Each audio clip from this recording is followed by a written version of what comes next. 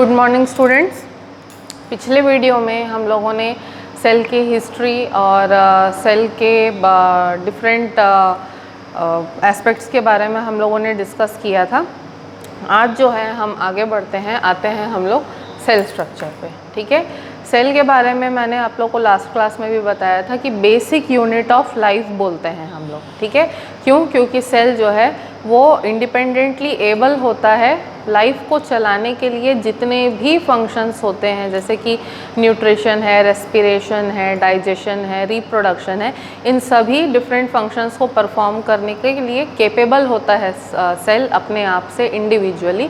इसीलिए सेल को हम लोग बेसिक यूनिट ऑफ लाइफ जो है बोलते हैं। ठीक है, अब अगर सेल ये सारे फंक्शंस को परफॉर्म कर सकता है खुद से, तो सेल के अंदर कुछ तो मशीनरी होनी चाहिए जो कि सेल को एनेबल कर रहे हैं ये सारी चीज़ों को परफॉर्म करने के लिए। ठीक है, तो अगर हम देखें तो इन सारे फंक्शंस को परफॉर्म करने के लिए सेल के अंदर डिफरेंट टाइप्स के स्ट्रक्चर्स होते हैं जिनको हम लोग बोलते हैं सेल ऑर्गेनेल्स। ठीक है, इन सेल ऑर्गेनेल्स में हमको डिवीजन ऑफ लेबर जो है वो देखने मिलता है, और ये जो सेल ऑर्गेनेल्स होते हैं ये सारे के सारे डिफरेंट फंक्शंस परफॉर्म करते हैं। ठीक है, तो सेल स्ट्रक्चर ये जो टॉपिक है इसके अंदर हमको यही देखना है कि डिफरेंट टाइप के सेल ऑर्गेनेल्स क्या हैं और उनके डिफरेंट फंक्शंस क्या हैं। ठीक है, अब सबसे पहले हम लोग आते हैं सेल के स्ट्रक्चर पे। तो सेल जो है उसको हम लोग 3 पार्ट्स में डिवाइड कर सकते हैं: प्लाज्मा मेम्ब्रेन, न्यूक्लियस और साइटोप्लाज्म। ठीक है, प्लाज्मा मेम्ब्रेन जो है वो सेल का आउटर मोस्ट कवरिंग होता है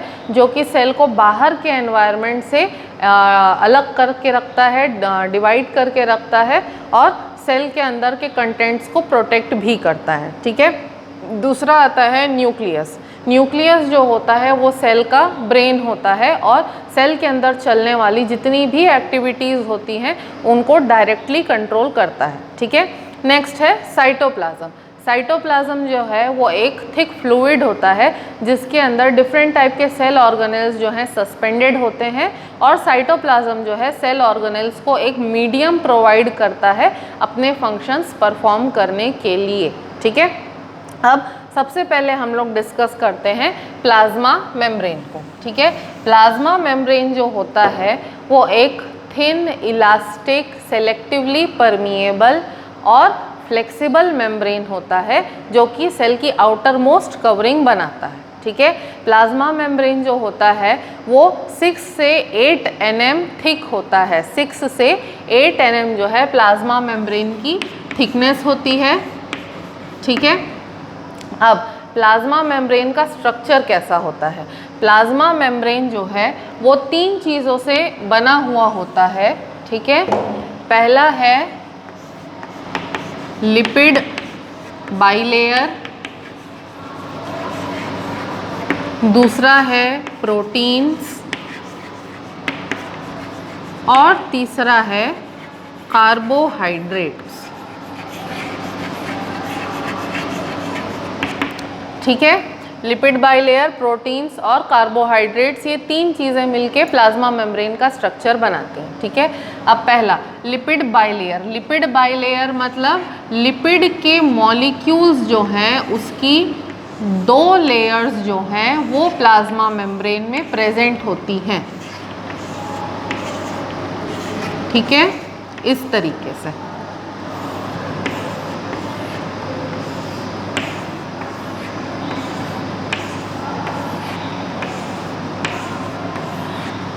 ठीक है, अब लिपिड के स्ट्रक्चर को अगर हम लोग देखते हैं तो इसमें 2 पार्ट्स हम लोग एक्सप्लेन कर सकते हैं: हाइड्रोफिलिक हेड, और ये पार्ट जो है इसको कहते हैं हम लोग हाइड्रोफोबिक टेल। ठीक है, हाइड्रोफिलिक यानी कि वाटर लविंग और हाइड्रोफोबिक यानी कि वाटर हेटिंग। तो हाइड्रोफिलिक हेड जो है वो वाटर लविंग है, इसीलिए वो हमेशा या तो एकदम बाहर रहेगा या फिर सेल के अंदर की तरफ रहेगा। ठीक है, और हाइड्रोफोबिक हेड जो है इनकी ओरिएंटेशन क्या होती है? जस्ट ऑपोजिट होती है, एक दूसरे के ऑपोजिट डायरेक्शन में होती है, जबकि हाइड्रोफोबिक टेल जो है वो हाइड्रोफिलिक हेड के बीच में हमेशा सेंटर की तरफ जो है रहते हैं। ठीक है, दूसरा कंपोनेंट जो है प्लाज्मा मेम्ब्रेन का यानी कि प्रोटीन। ठीक है, प्रोटीन जो हैं ये भी दो तरीके के प्रोटीन्स जो हैं प्लाज्मा मेम्ब्रेन में हमको देखने के लिए मिलते हैं। ठीक है, दो तरीके के प्रोटीन्स हैं।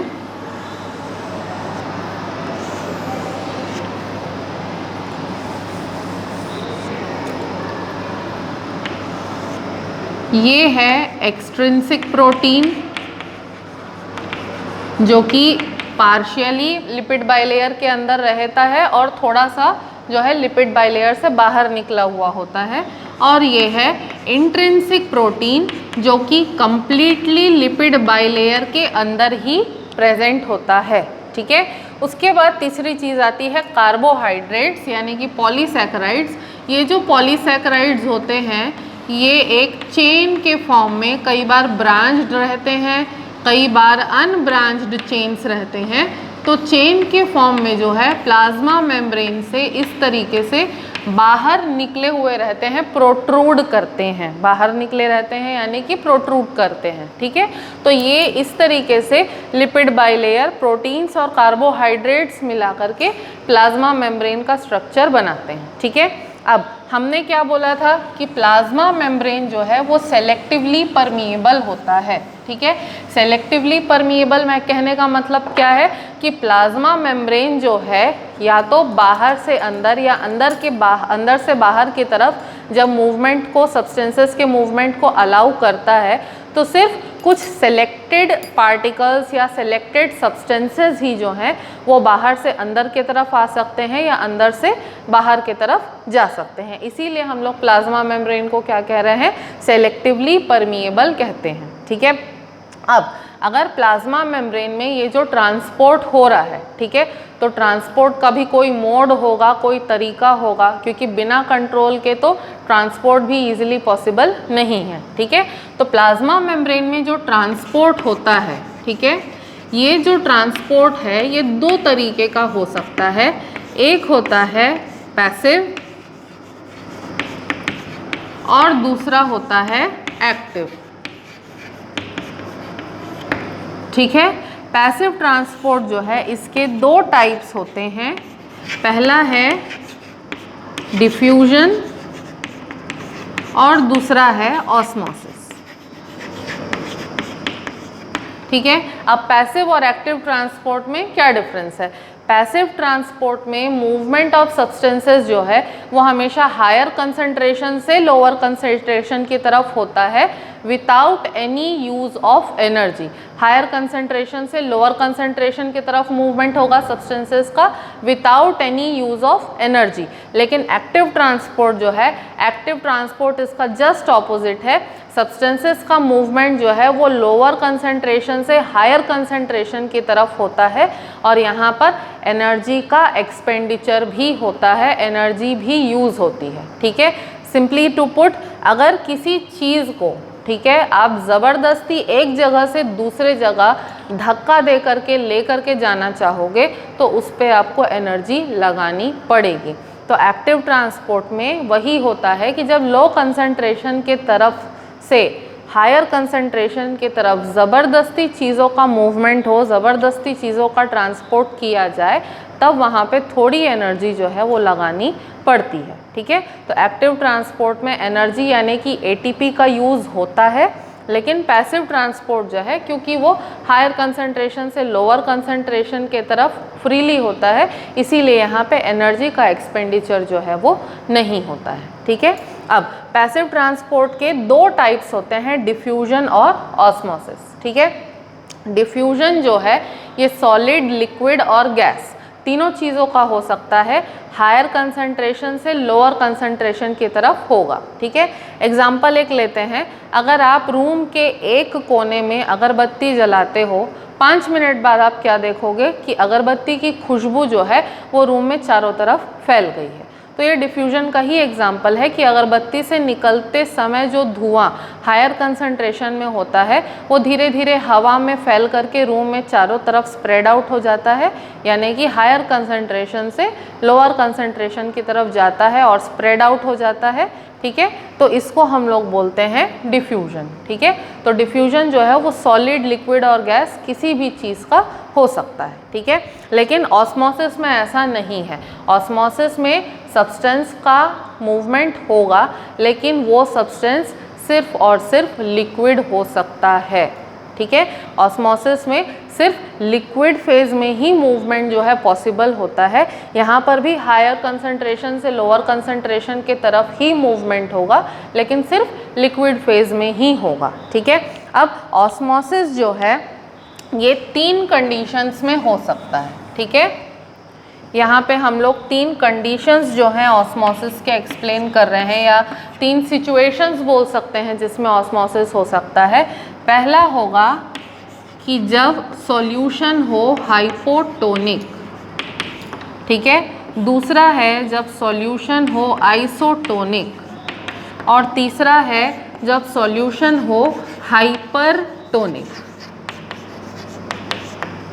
ठीक है, तो हाइपोटोनिक, आइसोटोनिक और हाइपरटोनिक 3 तरीके के सॉल्यूशन अगर रहें तो इन तीनों कंडीशंस में जो है ऑस्मोसिस हो सकता है। ठीक है, अब अगर हाइपोटोनिक सॉल्यूशन को हम लोग एक्सप्लेन करते हैं तो हाइपोटोनिक सॉल्यूशन जो है उसको हम कैसे डिस्क्राइब करेंगे। हाइपोटोनिक सॉल्यूशन एक डाइल्यूट सॉल्यूशन होता है कि जिसमें ऑस्मोटिक कंसंट्रेशन जो है दूसरे सॉल्यूशन के कंपैरिजन में कम होता है। ठीक है, उसके बाद आइसोटोनिक सॉल्यूशन जो है वो एक ऐसा सॉल्यूशन है कि उसका ऑस्मोटिक कंसंट्रेशन जो है किसी दूसरे सॉल्यूशन के कंपैरिजन में इक्वल होता है। ठीक है, और तीसरा है हाइपरटोनिक सॉल्यूशन जिसका कि ऑस्मोटिक कंसंट्रेशन जो है वो दूसरे सॉल्यूशन के कंपैरिजन में क्या होगा, ज़्यादा होगा। ठीक है, तो इन तीनों सॉल्यूशन के केसेस में जो है ऑस्मोसिस हो सकता है। ठीक है, अगर हम लोग सिंपली टू पुट बोले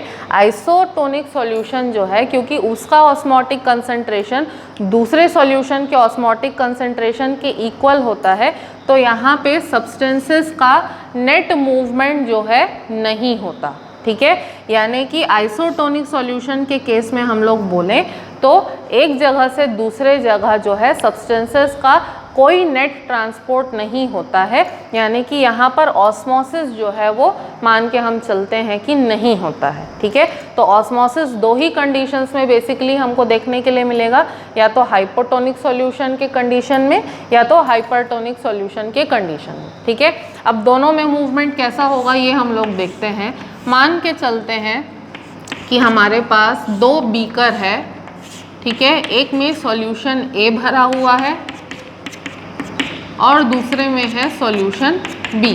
ठीक है, सॉल्यूशन ए जो है वो हाइपोटोनिक सॉल्यूशन है और सॉल्यूशन बी जो है वो हाइपरटोनिक सॉल्यूशन से भरा हुआ है। ठीक है, अब हम लोग यहाँ पे सब्सटेंसेस का मूवमेंट कैसा होगा वो देखेंगे। अगर इसके लिए हम लोग एक किशमिश लें, ठीक है, किशमिश सब लोग जानते हैं कि ड्राइड होती है, सूखी हुई होती है। ठीक है, तो अगर सॉल्यूशन ए यानी कि हाइपोटोनिक सॉल्यूशन में हम लोग एक सूखी हुई किशमिश को डाल देते हैं। ठीक है, थोड़े देर के बाद मान के चलते हैं 1 घंटे बाद अगर हम लोग ऑब्जर्व करेंगे तो हम क्या देखेंगे कि ये जो सूखी हुई किशमिश है ये स्वेल हो गई है, फूल गई है। ठीक है, तो ऐसा किस लिए होता है, क्योंकि जब हम लोग सूखी हुई किशमिश जो है उसको हाइपोटोनिक सॉल्यूशन में डाल रहे हैं तो यहाँ पर कंसंट्रेशन में डिफरेंस आ जाता है। कैसे, किशमिश के अंदर वाटर का कंसंट्रेशन होता है कम और हमारा जो हाइपोटोनिक सॉल्यूशन है उसमें वाटर का कंसंट्रेशन है ज़्यादा। तो इससे क्या होता है, वाटर का मूवमेंट जो है बाहर से किशमिश के अंदर की तरफ होगा। ठीक है, तो इस तरीके का ऑस्मोसिस जो हाइपोटोनिक सॉल्यूशन में हो रहा है, जहाँ पर वाटर या सब्सटेंस या सॉल्यूशन का जो मूवमेंट है वो बाहर से अंदर की तरफ होता है, इस तरीके के ऑस्मोसिस को हम लोग बोलते हैं एंडोस्मोसिस। ठीक है, अब इस तरीके के ऑस्मोसिस को हमने क्या कहा, एंडोस्मोसिस। ठीक है, अब यहाँ पे नेक्स्ट एग्जांपल हम लोग लेते हैं। मान लेते हैं हम लोग कि ये हाइपरटोनिक सॉल्यूशन है। ठीक है। अब इसमें हम लोगों ने क्या डाला है, इसमें हम लोगों ने एक फूली हुई अंगूर को हम लोग मान लेते हैं, एक फूले हुए अंगूर को हम लोगों ने क्या किया है यहाँ पर डाल दिया है, ठीक है। अब अंगूर जो होता है हम लोग सब जानते हैं कि उसमें शुगर का कंसंट्रेशन जो है बहुत ज़्यादा होता है, ठीक है। क्या होता है, शुगर का कंसंट्रेशन बहुत ज़्यादा होता है। अब हाइपरटोनिक सॉल्यूशन के बारे में अगर हम लोग बात करें तो हाइपरटोनिक सॉल्यूशन में हमने क्या कहा, कंसंट्रेशन ग्रेडियंट जो है वो दूसरे सॉल्यूशन के कंपैरिजन में क्या होगा, ज़्यादा होगा, ठीक है। तो हाइपरटोनिक सॉल्यूशन में अगर शुगर का सॉल्यूशन हम लोगों ने भरा हुआ है और यहाँ पर भी अंगूर हमने जो डाला है उसमें भी शुगर का कंसंट्रेशन है, तो यहाँ पर क्या होगा कि बाहर शुगर का कंसंट्रेशन ज़्यादा होने की वजह से, ठीक है, अंगूर के अंदर से जो है पानी निकल के बाहर जाएगा, क्या करने के लिए, बाहर के कंसंट्रेशन को इक्वल करने के लिए, यानी कि बाहर हाइपरटोनिक सॉल्यूशन में पानी का कंसंट्रेशन जो है उसको इंक्रीज करने के लिए अंगूर से पानी जो है वो निकल के बाहर की तरफ चला जाएगा। तो एज अ रिज़ल्ट क्या होगा, थोड़े देर के बाद अंगूर जो है वो इस तरीके से मुरझा जाएगा, हल्का सा सूख जाएगा, ठीक है। तो यहाँ पर क्या हो रहा है, वाटर का मूवमेंट जो है वो अंदर से बाहर की तरफ हो रहा है। तो इस तरीके के ऑस्मोसिस को हम लोग बोलते हैं एक्सॉस्मोसिस।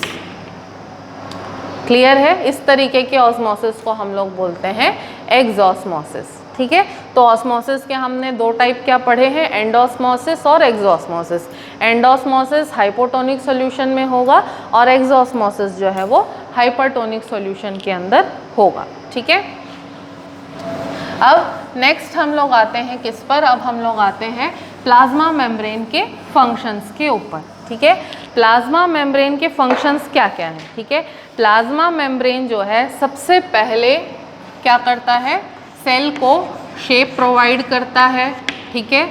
दूसरा, सेल के लिए as a mechanical barrier act करता है, यानी कि सेल को और सेल के अंदर जितने भी कंटेंट्स होते हैं उनको बाहर के एनवायरनमेंट से सेपरेट करके रखने का काम करता है, ठीक है।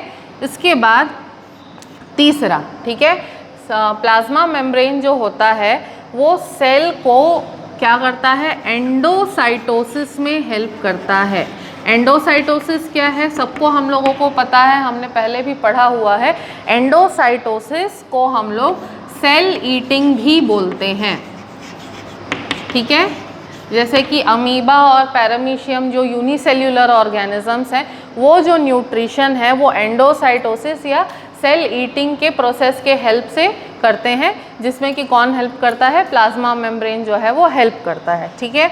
इसके बाद प्लाज्मा मेम्ब्रेन जो है और क्या करता है, स्पेशलाइजेशन, ठीक है। स्पेशलाइजेशन मतलब प्लाज्मा मेम्ब्रेन जो है वो कई बार स्पेसिफिक फंक्शंस जो है अडेप्ट कर लेता है।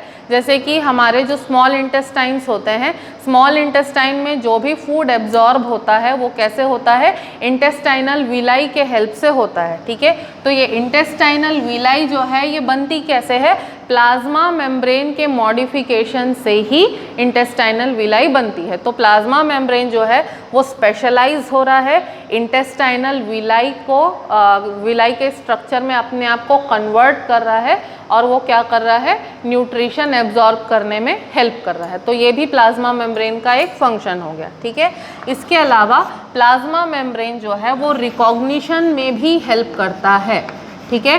रिकॉग्निशन का मतलब क्या हुआ, रिकॉग्निशन का मतलब हो गया कि सेल्फ और नॉन सेल्फ को डिस्क्राइब करने में या सेल्फ और नॉन सेल्फ को रिकॉग्नाइज करने में हेल्प करता है। जैसे कि फॉर एग्जांपल मान लेते हैं हम लोग कि गलती से हमारे बॉडी के अंदर किसी भी मीडियम से कोई भी पैथोजन अगर एंटर कर गया है, सर्दी खांसी का ही क्यों ना हो, कोई भी पैथोजन अगर हमारी बॉडी के अंदर एंटर कर गया है तो उस पैथोजन के प्लाज्मा मेम्ब्रेन के ऊपर दूसरे तरीके के प्रोटीन्स और दूसरे तरीके के कार्बोहाइड्रेट्स प्रेजेंट होंगे। तो हमारी बॉडी का जो इम्यून सिस्टम है उस कार्बोहाइड्रेट को एक्चुअली रिकॉग्नाइज करता है और उससे फिर हमारे अपने बॉडी के सेल्स को और पैथोजन के सेल को क्या करता है, वो आइडेंटिफाई करता है और फिर पैथोजन को मारने में हमारी बॉडी जो है वो उसको हेल्प करती है। ठीक है, तो इस तरीके से प्लाज्मा मेम्ब्रेन के ऊपर जो कार्बोहाइड्रेट है वो रिकॉग्निशन में भी हेल्प करते हैं। ठीक है, नेक्स्ट जो वीडियो होगा उसमें हम लोग न्यूक्लियस और डिफरेंट सेल ऑर्गेनेल्स जो हैं उनके फंक्शंस को डिस्कस करेंगे। Thank you.